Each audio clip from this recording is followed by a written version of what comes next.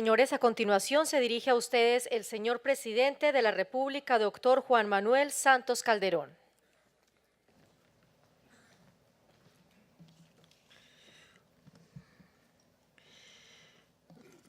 Señora Presidenta Ejecutiva de Camacol, Sandra Forero, señor Presidente de la Junta Directiva de Camacol, Carlos Arango, señores ministros, ministras, funcionarios del Gobierno Nacional, vicepresidente del Congreso de la República, Andrés García, señor alcalde de Medellín, Federico Gutiérrez, señores presidentes de las entidades gremiales, un saludo especial a todos los empresarios galardonados el día de hoy,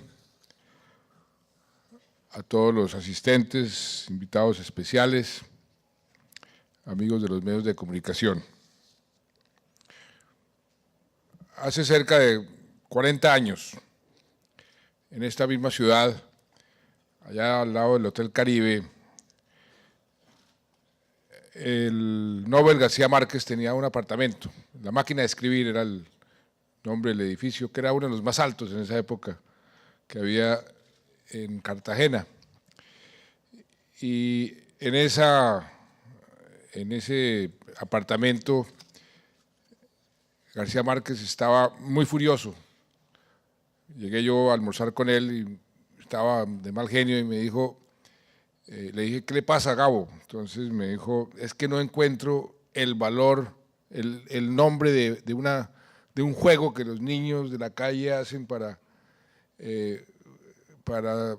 quedarse con la moneda del otro, que lo botan contra la pared y el que quede más cerquita de la pared se lleva, no me acuerdo el nombre y llevo todo el día buscándolo y no lo encuentro.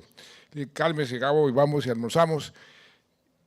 Y él aprovechó para darme una lección sobre las palabras, el sentido de las palabras y me decía, recuerdo muy bien, hay palabras bonitas y hay palabras horrorosas, hay palabras importantes, hay palabras superficiales, pero sobre todo palabras hermosas. Eso me quedó sonando y hace algunos meses estábamos en una reunión con algunos amigos. ¿Qué palabras son las que ustedes consideran más hermosas? Y ahí surgieron dos. Una en español, la palabra sabrosura, una palabra hermosa, y una en portugués, que para mí es de las palabras más lindas, que se llama saudades, que quiere decir nostalgia, alegría y tristeza al mismo tiempo.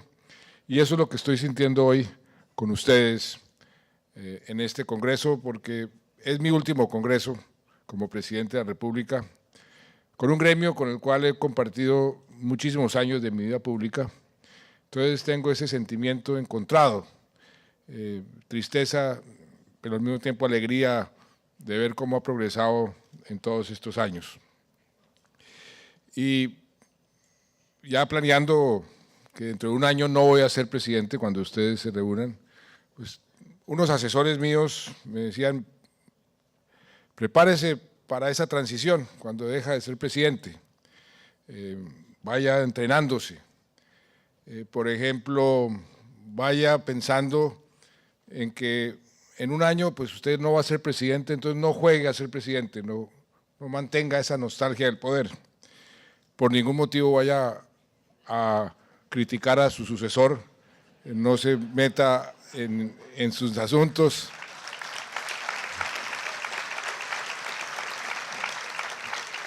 Y entrénese porque usted como expresidente y premio Nobel lo van a invitar a muchas conferencias.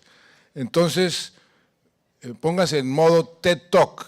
Y entonces, es lo que voy a hacer hoy para irme entrenando, modo TED Talk. Entonces, yo voy a quitarme espero que la tecnología funcione. ¿No funciona?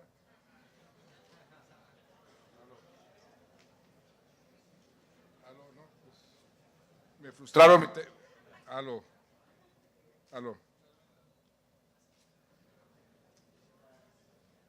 Por eso tengo que entrenar. A ver, aló. Aló.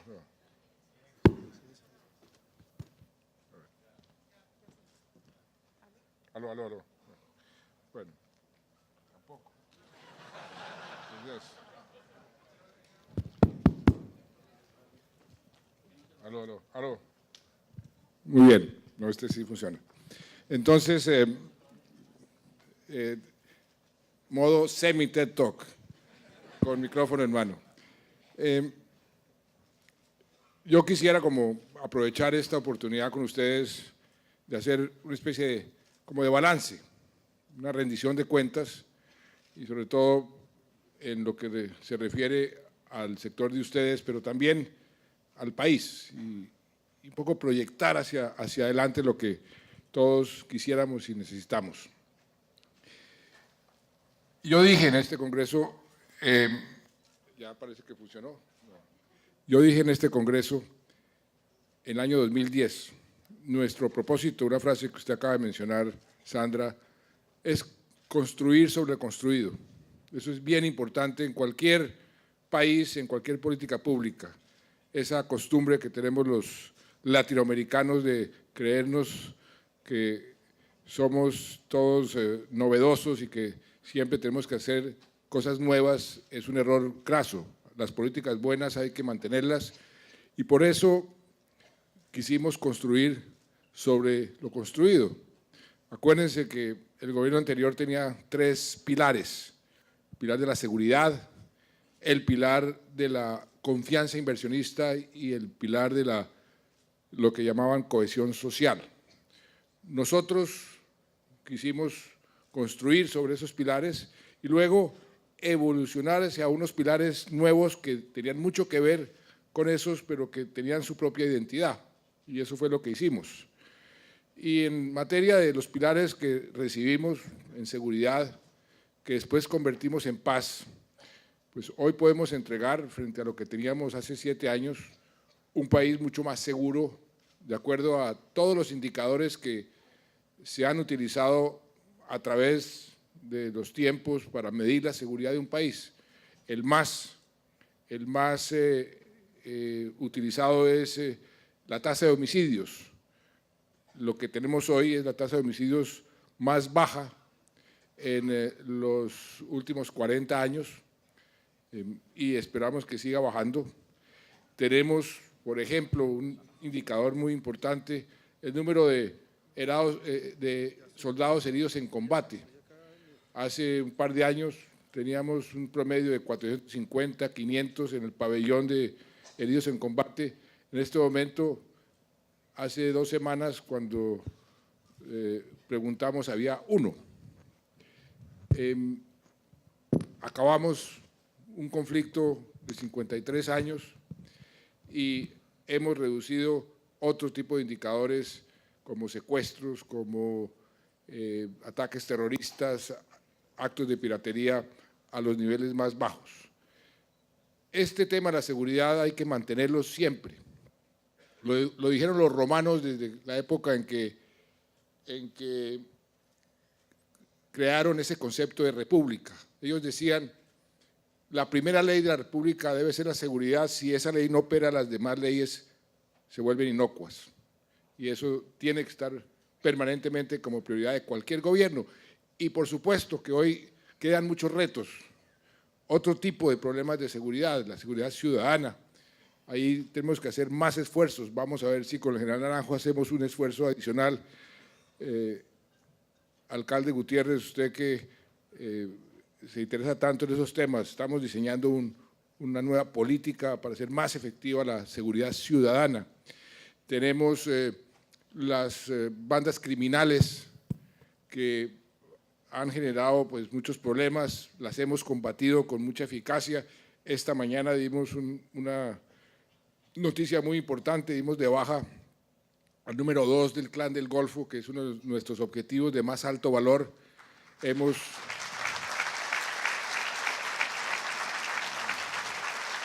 Les hemos quitado a estos bandidos más de $500 millones en activos, les hemos quitado más de 100 toneladas de cocaína, hemos capturado más de 1.500 de sus miembros y tenemos que perseverar ahí. Tenemos el tema del ELN, con quienes estamos en este momento sentados negociando y vamos a ver si logramos algunos acuerdos para que silencien sus fusiles su violencia, porque es una violencia irracional que comete este grupo. Y para todo esto hemos aumentado el pie de fuerza. El pie de fuerza hoy en día es bastante más numeroso que lo que teníamos hace 7 años, y hoy podemos decir con mucho orgullo que tenemos las mejores fuerzas armadas de nuestra historia, en capacidades, en equipos. Estamos exportando seguridad, estamos entrenando oficiales, suboficiales, soldados de 73 países que vienen aquí a que los entrenemos en diferentes aspectos de lo que significa tener unas buenas fuerzas armadas. Estamos haciéndole mantenimiento a muchas aviaciones de otras partes del mundo. Hemos desarrollado una industria militar importante, vendiendo inclusive patrulleras, corbetas a otros países. O sea, ahí estamos entregando un país con unas fuerzas armadas y una seguridad bastante mejor de la que teníamos antes, pero creo que hemos avanzado bastante, muchísimo en estos 7 años. La parte de la confianza inversionista. Desde el principio, desde el 7 de agosto, nos propusimos no solamente mantener, sino fortalecer esa confianza inversionista. Pasamos leyes en el Congreso de la República que eran impensables, introdujimos reformas constitucionales, nos autoimpusimos una regla fiscal para generar confianza del mundo entero en nuestra economía. La regla fiscal, la sostenibilidad fiscal como concepto constitucional, eso fue una innovación que el mundo entero inclusive aplaudió. Eso nos permitió reducir el costo del capital, nos dieron grado de inversión, nos subieron la calificación en 2 ocasiones y redujimos frente a lo que teníamos cuando entramos al gobierno a lo que hoy estamos colocando bonos en el exterior. El costo del capital se redujo en casi un 50%. Y el efecto sobre todo de eso en ustedes, en el costo del capital en general, pues ha sido también muy positivo. La inversión extranjera, que también nos propusimos estimularla, se ha duplicado. La CEPAL hace unos días publicó el último informe de América Latina, mientras en América Latina la inversión extranjera cayó casi 8%, 7.9%, aumentó en Colombia el 15.9%. Y tenemos que seguir atrayendo inversión porque eso es bien importante. Pero lo más importante, la cifra más importante, es la tasa de inversión en general, como tamaño de la economía. La recibimos en un 23 y pico por ciento, la tenemos por encima del 27,5%, es la tasa más alta de América Latina. Ningún país de América Latina, ni Chile, ni Perú, ni México, ni Brasil, ni Argentina, tienen una tasa de inversión tan alta como la que hoy tiene Colombia. Eso era uno de los sueños que teníamos. Ahora estaba yo con el presidente Gaviria en otro evento en donde nos recordábamos cuando abrimos la economía en los años 90, lo que queríamos como país, y uno de los sueños era tener una tasa de inversión parecida a lo que tenían entonces los llamados tigres asiáticos, que eran por encima del 25%, pues ya lo logramos. Tenemos todavía un espacio para crecer, pero eso no va a ser fácil porque entre más se acerca uno, como que dice, al tope, se vuelve más difícil. Entonces, ¿cómo vamos a crecer? Y esto creo que fue una de las discusiones que tuvieron aquí en este congreso con Stiglitz. ¿Cómo vamos a crecer hacia adelante? Y la palabra mágica es productividad. América Latina, Colombia incluida, ha venido creciendo porque ha crecido la inversión, pero la inversión tiene su tope. Ha venido creciendo porque ha incorporado a su economía sectores informales, pero eso también tiene su tope. En el caso nuestro hay un espacio amplio, pero sobre todo la productividad. ¿Qué es productividad? Productividad son factores como infraestructura, que cueste menos poner un producto de una ciudad al puerto. Ahí estamos haciendo unas inversiones que no tienen precedentes en la historia de Colombia.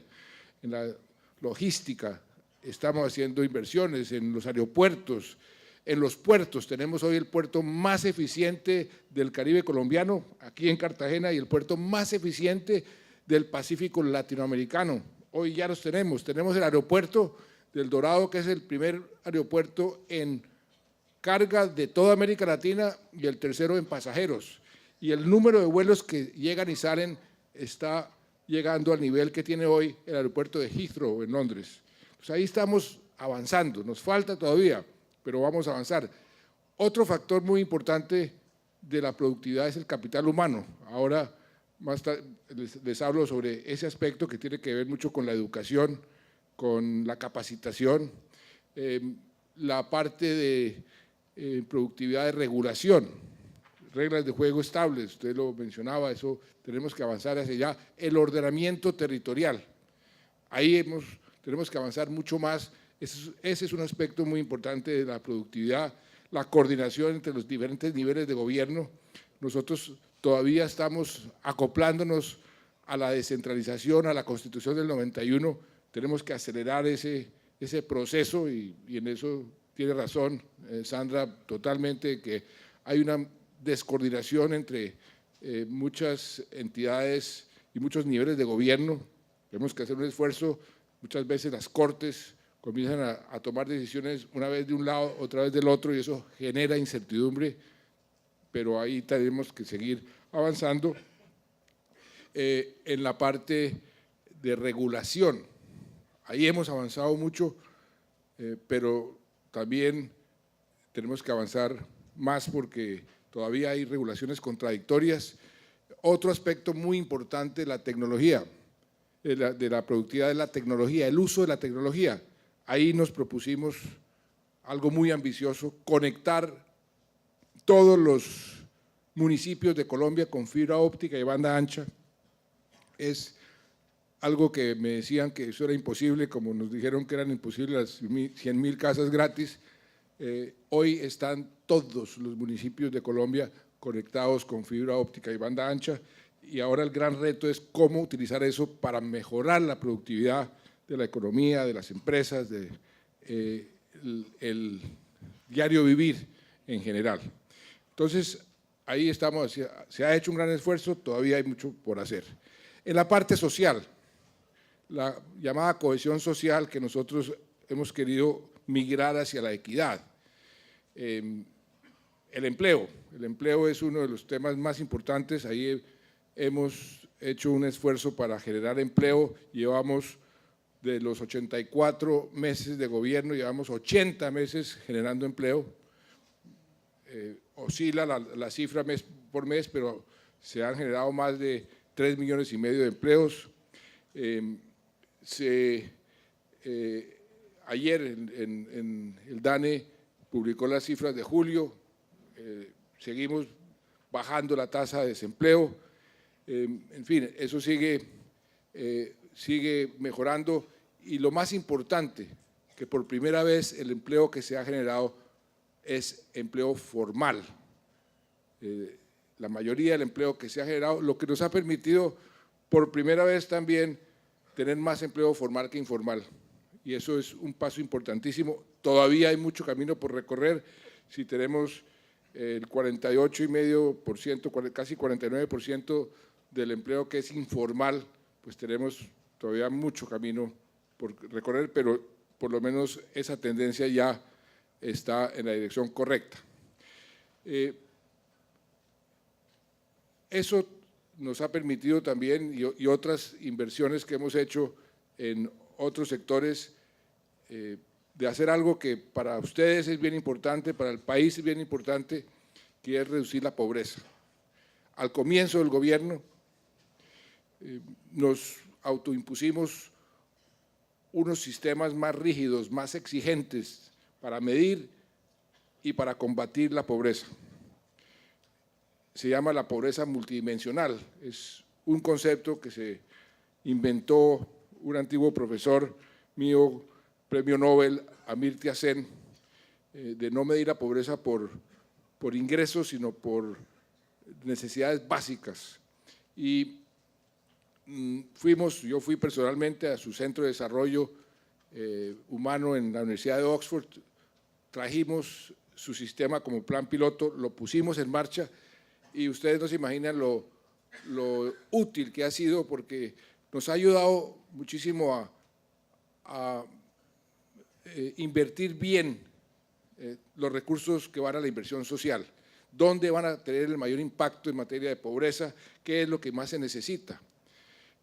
Y ahí, en ese proceso, la vivienda juega un papel importantísimo. Creo que Stiglitz también lo dijo.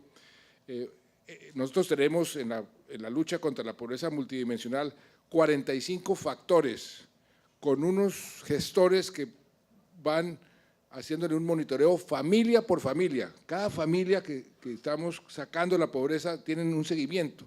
De esos 45 factores hay muchísimos que tienen que ver con la vivienda. Si la familia tiene un techo digno, si tiene un piso de madera o de cemento o de tierra, cuántos niños por cuarto, todo eso se mide para ir graduando a los pobres de no pobres y sobre todo a los pobres extremos. Y eso ha dado unos resultados impresionantes. Somos el país que más ha logrado reducir la pobreza de toda América Latina. En materia de pobreza multidimensional hemos sacado 5.100.000 colombianos en estos años de la pobreza medida en términos multidimensionales. En la pobreza tradicional, como la hemos venido midiendo durante muchos años, también ha tenido un efecto muy positivo.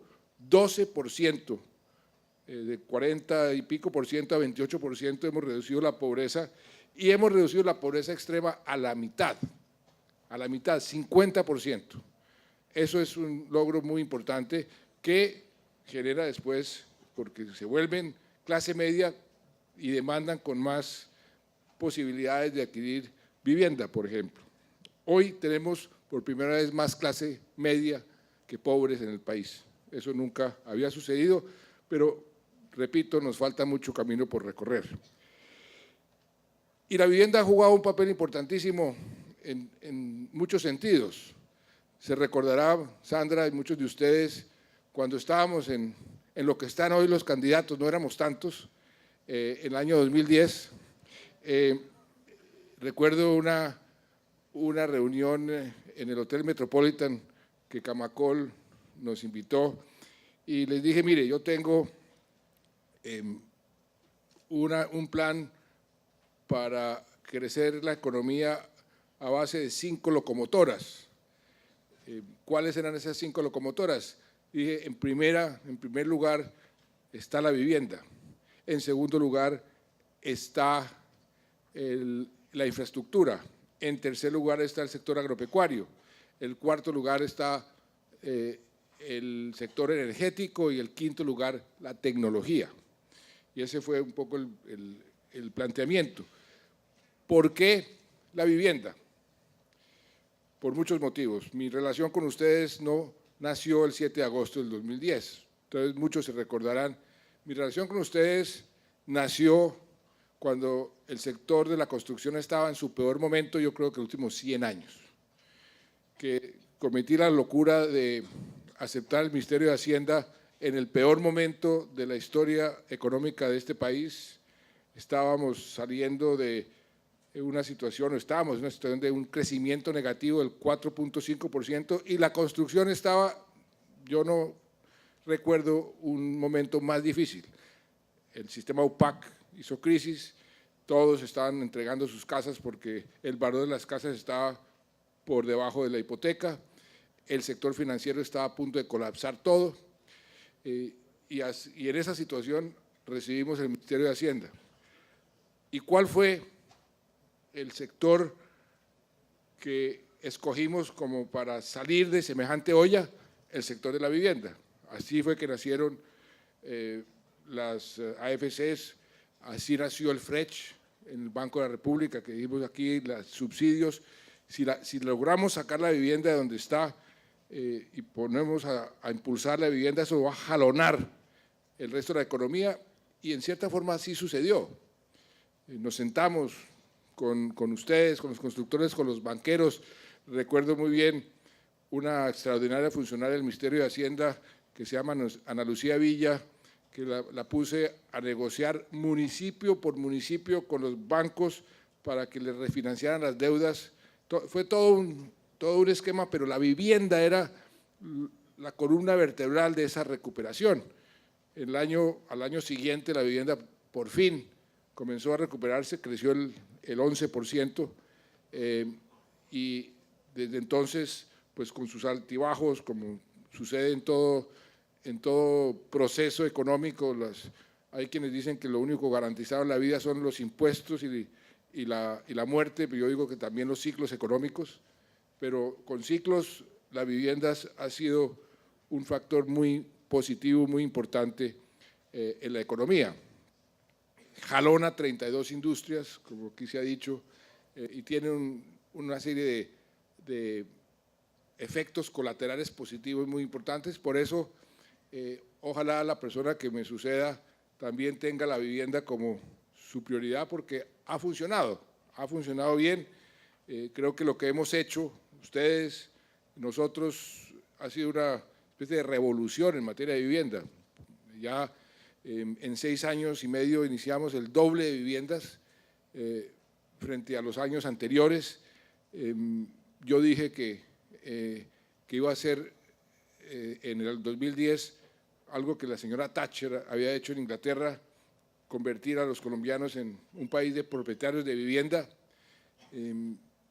Hemos logrado construir, sumado 1.500.000 viviendas, 1.500.000 familias hoy son poseedoras de una vivienda, la mitad de esas viviendas construidas con algún tipo de subsidio del gobierno, ahí incluimos las viviendas gratis. Eso ha sido algo muy positivo y ha sido una también locomotora anticíclica. En los pipes, cuando la economía se baja, siempre con el ministro decimos hay que impulsar la vivienda como un factor anticíclico, y eso también ha tenido un efecto muy positivo.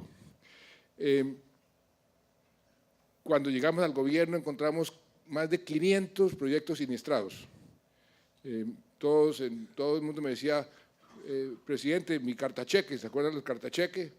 Nosotros arreglamos eso y creo que el sector pues, ha estado con altibajos, por supuesto, pero ha estado fluyendo en la dirección correcta desde entonces. El mercado de vivienda se ha duplicado. El último año se han vendido más de 32 billones de pesos en viviendas nuevas. Aumentó casi el 60% la venta de unidades de vivienda. En fin, ¿y qué decir del impacto que tiene la vivienda en el empleo? Que ese es otro factor muy importante, usted lo mencionó, creo que o tal vez el video, más de 1 millón de empleos, de los 3 millones de empleos, más de 1 millón ha sido por la construcción de vivienda. El sector edificador ha crecido sistemáticamente por encima del crecimiento del resto de la economía, y hemos querido dirigir los subsidios a la clase media y a la clase más vulnerable, porque eso también ayuda muchísimo y ha ayudado mucho en materia de equidad.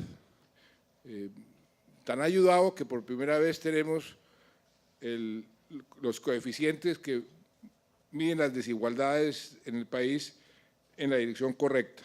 Durante muchísimos años crecíamos la economía, pero crecían las desigualdades. Ahora crece la economía, pero se están cerrando las brechas, y eso es también muy, muy importante. Cada vez más colombianos tienen acceso al crédito hipotecario en la medida en que vamos formalizando y progresando la economía. La proporción de la cartera hipotecaria sobre el PIB estaba en el 4% hace 7 años, hoy llega a un 50% superior al 6%. Las tasas de interés en sus diferentes modalidades ahí las hemos querido bajar, han bajado, pueden bajar más, pero lo importante es que este sector sigue teniendo una importancia fundamental en todo el engranaje económico. Un peso invertido en programas de subsidios de vivienda apalanca 10 pesos más. Cualquier persona, no tiene que ser economista, que vea esa cifra, va a priorizar la vivienda por su capacidad de apalancamiento. Hicimos sobre todo esto porque también el efecto sobre la gente, el efecto sobre el bienestar de la gente, de una buena política de vivienda, eso está comprobado a todo nivel. Lo decía Launchin Curry hace muchos años, decía, ¿se acuerdan algunos de ustedes? En las 4 estrategias decía siempre la vivienda tiene un factor que en el fondo impacta es el bienestar de las personas, del ser humano, con una efectividad mucho mayor que otras inversiones. Yo estuve en Salgar hace un par de meses entregando las últimas viviendas que les había prometido después de esa catástrofe que tuvieron, y una salgareña me dijo: tener casa no es riqueza, pero no tenerla es pobreza. Y qué bueno poder decir que hemos logrado reducir el déficit habitacional en casi un 50%. Es decir, hoy las familias que quisieran tener vivienda y que no la tienen, hoy es un 50% casi menos de lo que teníamos hace 7 años. Pero eso se lo debemos a ustedes, porque sin ustedes, sin su emprendimiento, sin su capacidad de tomar riesgos y su capacidad de construir, pues esto hubiese sido muy difícil. Pero hoy podemos decir con orgullo que estamos mejor que países como países de la Unión Europea, estamos mejor que Grecia, estamos mejor que Portugal en materia de déficit habitacional. Eso es un indicador muy importante. En todas las regiones, además, se ha reducido ese déficit. Aquí en la región Caribe, en 2/3 partes, más de la mitad. En los llanos, 2/3 partes, aquí en el Caribe más de la mitad. Y 5 de los 15 componentes de los que yo les hablaba en materia de pobreza multidimensional tiene que ver con la vivienda. Acompañado a la vivienda, indicadores que tienen mucho que ver con la vivienda: acceso a agua potable, alcantarillado, 6.4 millones de nuevos usuarios de agua potable, 6.4 colombianos que no tenían agua potable hoy la tienen, 7 millones que no tenían servicio de alcantarillado hoy lo tienen. En eso hemos avanzado mucho, y eso no quiere decir pues que no vayamos a continuar, todo lo contrario. Con el ministro nuevo de Vivienda le dijo: ahora aproveche que no nos queda sino un poquito menos de un año para ver si podemos seguir cerrando con mejores resultados. Lo mismo con el ministro de Hacienda, con la ministra María Lorena, con el ministro de Transporte. Aquí vamos a seguir trabajando hasta el último día de nuestro gobierno para seguir dando estos resultados. Y ustedes pues van a seguir siendo unos aliados muy importantes. Si hay un sector con el cual yo me he sentido como aliado en las duras y en las maduras, han sido ustedes. Por eso todo lo que podamos seguir haciendo para poder ayudarles a que a ustedes les vaya bien, porque es que si a ustedes les va bien, al país les va bien. Eso es así de sencillo. Si hay más construcción, la economía le va mejor. Si hay mejor economía, hay mejor empleo. Es un círculo virtuoso. De las solicitudes que me hizo Sandra, el RITEL, el reglamento técnico para las redes de telecomunicaciones, quiero decirle que voy a congelar eso 2 años y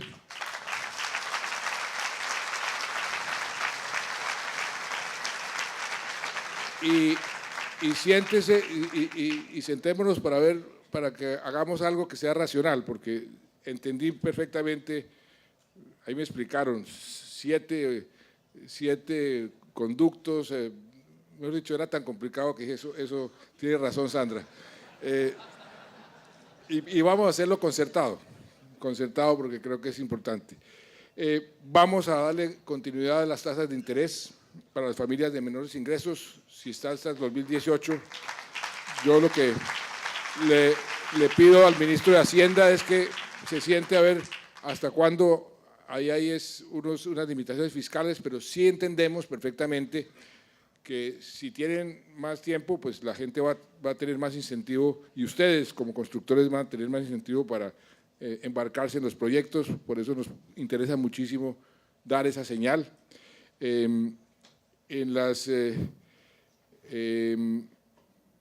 Lo otro es, usted pedía la reglamentación urgente de el FRECH en los sectores de clase media, pues hasta 321 millones, eso ya está. Inclusive hoy tenemos el primer beneficiario. Jorge González, ¿dónde está? El señor Jorge González, aquí. Muchas gracias, señor Jorge presidente. González, ¿cómo está? Muchas gracias. Muy bien, gracias. Este es el primer beneficiario de esa reglamentación. Don Jorge, cuéntenos a todo el país, porque lo están viendo en televisión, todos los constructores. Él es beneficiario del FRECH Novis. Está adquiriendo una vivienda nueva de cuánto? 270 millones de pesos. 270. Y su cuota sin este subsidio era de cuánto? La tasa era del 7.4, algo así. Que era 1.415.000 pesos. Sí, señor. Y con el subsidio se le baja. Baja a 2.5% la tasa. Es decir, baja a 900 y 900 ¿cuánto? 930.000 pesos. Un ahorro de 450.000 pesos. Eso es. Eso es. Muchísimas gracias, señor presidente. ¿Usted cuánto gana? 6 millones de pesos. 6 millones. Entonces, el ahorro es muy significativo frente a su ingreso. ¿Y usted sin esto hubiera podido comprar la casa? No era posible porque tengo los gastos, los compromisos familiares de los hijos y todo. Bueno, ahí está. Espero, Sandra, que este ejemplo de don Jorge González lo sigan muchísimos colombianos, porque creo que es lo que todos necesitamos. Se lo agradezco Sí, señor muchísimo. presidente, correcto, así es. Y espero que goce su casa. Gracias, muy amable, señor presidente. Muchas gracias, Muy muchas amable, gracias. hasta luego. Entonces, ese es el ejemplo típico. Yo recuerdo cuando pusimos el FRECH por primera vez, cuando estaba la época más dura, y ese ha sido un instrumento fundamental para poder incentivar la construcción, bajar el déficit habitacional, y por eso espero que se pueda mantener permanentemente. Pero hay otro programa que va a ser muy parecido a este, el programa Ahorra tu Arriendo del Fondo Nacional del Ahorro, que eso va a tener más o menos el mismo efecto. Es un programa donde en lugar de pagar arriendo, pues el arriendo se convierte en cuotas de las casas, 30 años. Los subsidios que hoy están disponibles sirve para esa vivienda. O sea, es un incentivo enorme, y creo que eso también va a empujar la construcción, financia hasta el 100% de la vivienda nueva, y el plazo de financiación es de 30 años. Entonces, va a haber unas condiciones muy importantes, muy atractivas. Antes de eso, yo quiero dar otro anuncio. Findeter, con el ministro de Hacienda lo decidimos, podrá otorgar créditos con tasa subsidiada para proyectos de construcción. Hemos identificado muchos proyectos.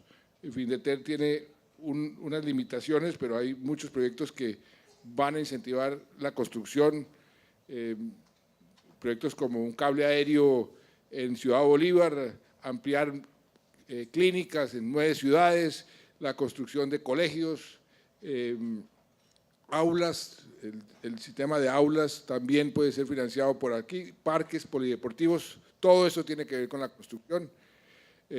Y si quiere, ministro, ¿por qué no firmamos ese decreto para… Es 1.2 billones de pesos que vamos a dar como apalancamiento de Findeter. Aquí está.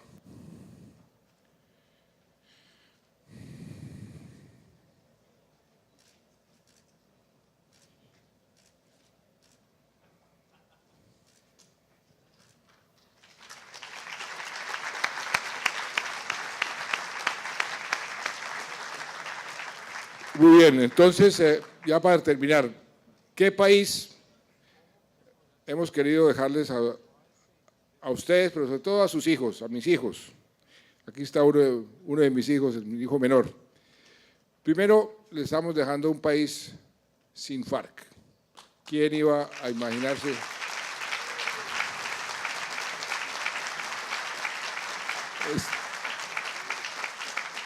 Con todos los problemas que tenemos y entendemos que tuvimos un muy mal primer semestre, producto de muchos factores, pero como usted mismo lo dijo, Sandra, ya los indicadores que estamos saliendo, ya la tormenta pasó, tenemos el camino relativamente despejado y estamos dejando sin duda alguna, eso lo dicen todos los analistas internacionales, una economía más sólida de la que recibimos hace 7 años. Y ahí construimos sobre construido y espero que se sigan construyendo sobre lo que estamos construyendo nosotros. Estamos dejando un país con mucho menos pobreza y un país con más equidad. Eso es un factor fundamental. Stiglitz tiene muchísima literatura sobre ese tema. Cuando hay demasiadas desigualdades, el crecimiento económico se hace más difícil. Por eso, cerrar las brechas es tan importante, no solamente en personas, sino en regiones. Y aquí en materia de cerrar brechas en regiones sí que hemos hecho un avance espectacular. El coeficiente ese que mide las desigualdades, el llamado Gini, para las personas lo bajamos de 5.6 a 5.1, que es un gran esfuerzo, pero para las regiones lo bajamos de 0.9 a 0.38. ¿Con qué? Con reformas como repartir las regalías en forma equitativa y no solamente concentrarlas en los municipios o departamentos productores. Y otro tipo de medidas que hemos hecho y que eso va a continuar mejorando por todo el posconflicto. Las inversiones que van a llegar a esas zonas que nunca han tenido inversiones porque el conflicto no ha permitido que el Estado estuviera presente. Vamos a dejar un país mejor educado. Las pruebas PISA así lo demuestran. Nosotros estábamos de último en las pruebas PISA, entre los países que se miden con las pruebas PISA en América Latina. Pegamos un salto, quedamos de cuarto, le estamos respirando en la nuca a Uruguay y Costa Rica y hemos cerrado muchísimo la brecha con Chile, que es el país que tiene el primer puesto, y eso ustedes saben que es lo más importante y por eso es que tenemos el presupuesto para educación por encima de cualquier otro sector. Llevamos ya 4 años y eso hay que mantenerlo. Tenemos un país con la confianza del mundo. 69 países nos han quitado la visa, 69. Podemos llegar con el pasaporte y mostrar con orgullo el pasaporte colombiano y ya no nos están raqueteando, todo lo contrario, nos están invitando a participar en las grandes discusiones. Fuimos los que propusimos los objetivos de desarrollo sostenible, fuimos líderes en las discusiones del cambio climático. Colombia hoy internacionalmente es mucho más relevante. Sabemos que falta mucho todavía por avanzar. Sabemos que cometimos muchos errores, posiblemente los sigamos cometiendo porque nos queda casi un año de gobierno, vamos a trabajar hasta el último día para cerrar con broche de oro, pero lo que quiero es despedirme diciéndoles a ustedes muchas gracias porque ustedes Ustedes han sido unos grandes aliados. Sigamos construyendo esta Colombia maravillosa que tenemos. Reconciliémonos, aprovechemos la venida del Papa y fomentemos la reconciliación. Muchas gracias. Muchas gracias.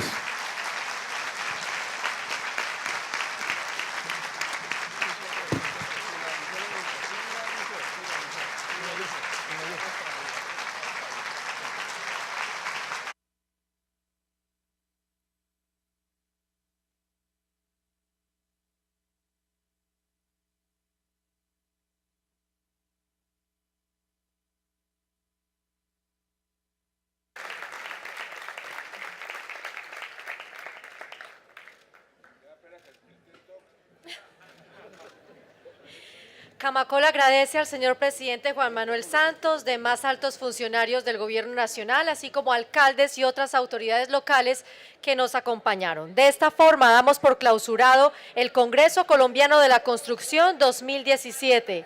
A todos ustedes, nuevamente, muchísimas gracias por su participación. Feliz tarde.